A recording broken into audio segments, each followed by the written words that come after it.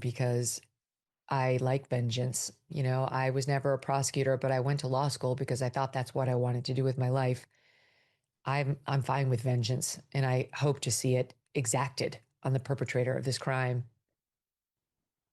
We don't feel like ourselves. We haven't felt like ourselves in a while. And I'm sorry to get political, but I'm just going to be honest. We haven't felt like ourselves since Barack Obama. I just think he was such a slick snake.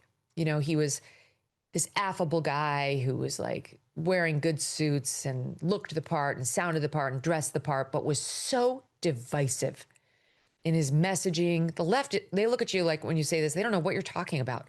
It's like, because you don't pay attention to the other half of the country. You only pay attention to your absurd news sources, which spin and spin and spin to protect Democrats, especially if they're named Obama. He's the one who started to inject race where no one had been doing it. He's the one who started to use his pen and the phone to shove things down our throat that we didn't want. He's the one who shoved through an entitlement on our health care and our personal doctor visits that he promised he wouldn't mess with. And then he did, really hurting people, causing massive anger and open lies.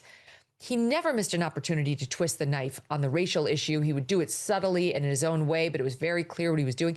For the first time, we had a president who weighed in on legal cases before they'd played out.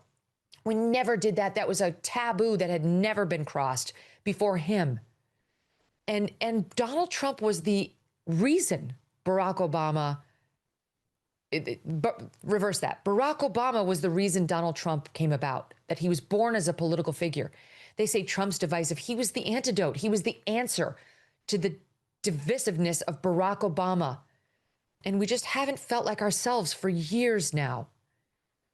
I don't know if there's a settling. I don't know if there's if the hand holding, the rhetorical hand holding that could happen in a moment where we're all looking at this tragedy and lamenting it could last and change things.